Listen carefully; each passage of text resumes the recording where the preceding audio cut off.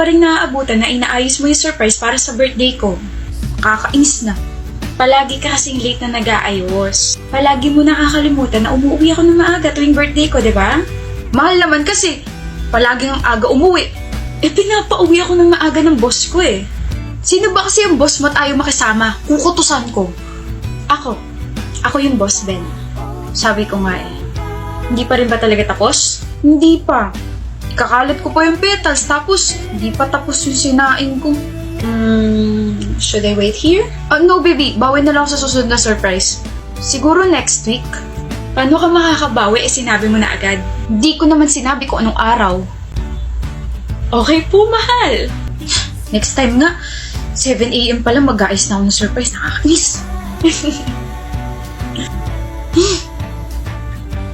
You're really a baby. Good morning, Lauren. Ano yan nasa mukha mo? Makeup. Sabi mo kasi try ko na mag-makeup. Tada! Ang ganda, diba? Sabi ko, bumili ka muna. Hindi ko sinabi gamitin mo agad. Mukha kang panda, Bebs. Pandas are cute. Ikaw lang yung panda na hindi cute. Pero... Hoy, Carmina. Ba't ka tumatawa, Rabi? Ano klaseng mukha yan? Pangit! Naglagay ka pa ng makeup. Kala mo naman kinaganda mo yan. Makakasira ka naman ng araw. Sorry. Tapos tumabi ka pa kay Lauren. Di lalo ka ng liit. Diba, Lauren? Sino ka para insultuhin siya? Sino nagbigay sa'yo ng karapatan para pagsalitaan siya ng masasakit na salita, ha? Totoo namang pangit siya.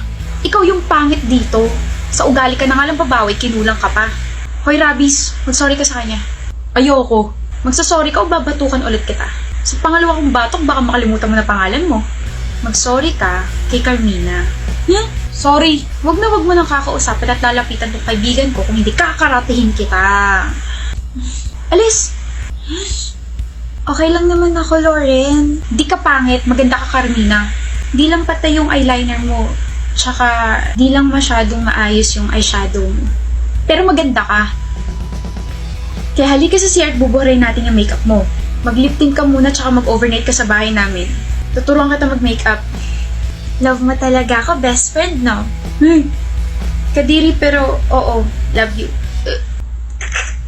Clea, hindi pa tayo nagsisimula maghanda ah. Alam mo bang last year, December 20 na wala pa rin tayong mga gift wrappers? Ma, it's still November. Exactly, kaya perfect time maghanda ngayon. Ayoko na ng last minute Christmas rush. Here we go again. Kung may reklamo ka, ikaw yung mag-wrap ng mga Christmas gifts. Okay, game po. Pero this time, practical lang ah. Yung tipong one-stop shop lang. Saan tayo bibili? Di sa Mr. DIY, meron silang lahat. Pang-decor, pang-regalo, pang-bahay. Aba, hanap pa! Mura na, meron pa silang Holiday DIY raffle promo po. Dropping by Mr. DIY and honestly, ang daming pangregalo, pangbahay, and panghanda. And the best part, may Holiday DIY raffle promo pa. Spend 350 pesos with at least one participating item, may chance ka manalo ng Jet Tour Dashing 2025, cash prizes up to 100,000 pesos, or shopping sprees. Sabay may up to 30% DIY discounts pa sa select items. Sulit, di ba? Plus gamit ko pa tong reusable yellow shopping bag. Puno talaga ng pangregalo ang Mr. DIY shopping bag kahit magkano pa man ang budget mo.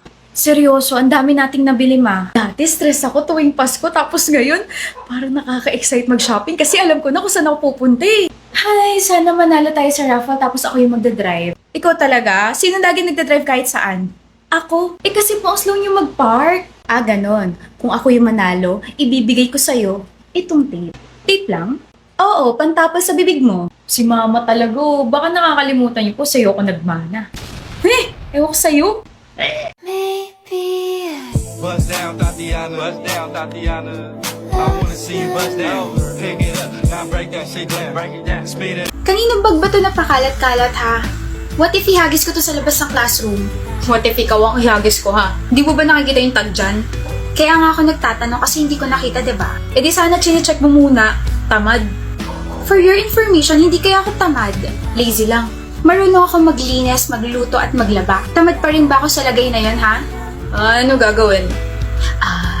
Sana pinabillboard mo, no? I hope tumama yung hiniliit mo sa edge ng table. Sana hindi mo maabot yung likod mo kapag nangati bigla. May pangkamot ako. Share mo lang.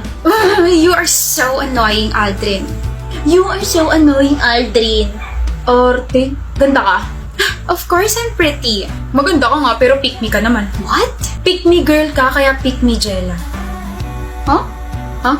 I mean, pick me kapag sa groupings para alam mo yun, pag turn na natin mag-report or mag-present, pwede kong tanongin sa'yo kung tayo na ba. Saan mo naman natutunan yung cringy pick-up line na yan? Kinikilabutan ako. Dyan lang sa may kanto. Oh, aalis ka? Pupunta ako rin sa kanto na sinasabi mo para you can pick me too. Ha? Bakit mo dadalhin yung bag ko? Sa'yo ba yan? No, but you are mine, right? Jella. You're blushing. Mainit lang. Huh? Sobrang lamig kaya. Mainit nga sabi. Tubig nga. Pahingi tubig. Baduy niyo. Says the man who got rejected by his crush. Foul yun ah. Gawin natin yung pop ni Nayon. Yung ganon. Turuan naman kati. Ayoko, Jayla. Hindi ako mahilig sa ganyan. Ayaw mo talaga, Craig? Ayoko. Okay.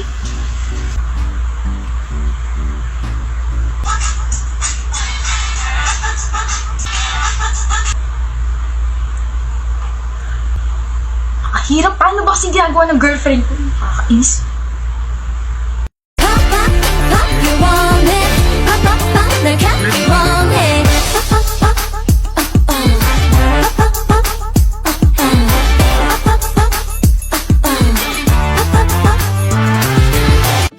Nagawa ko! Nagawa ko! Nagawa ko!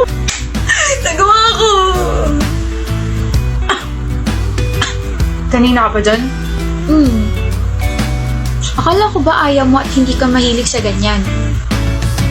Hindi ako matiis. Mahal mo talaga ako, no? Malamang mahal kita.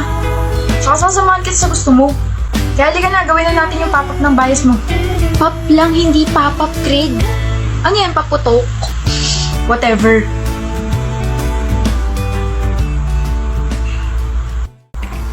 Hindi mo mabuksan? Hindi. Pabukas. Palakas ka pa, B. Kaya mo yan. Babe, patulong.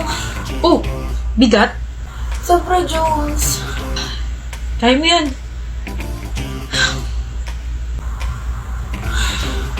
Di pa abot nga ng remote. May kamay ka, diba? Abutin mo. Samahan mo ako sa register bukas, ha? Inaya mo nga pumasok sa school dati na wala ko, diba?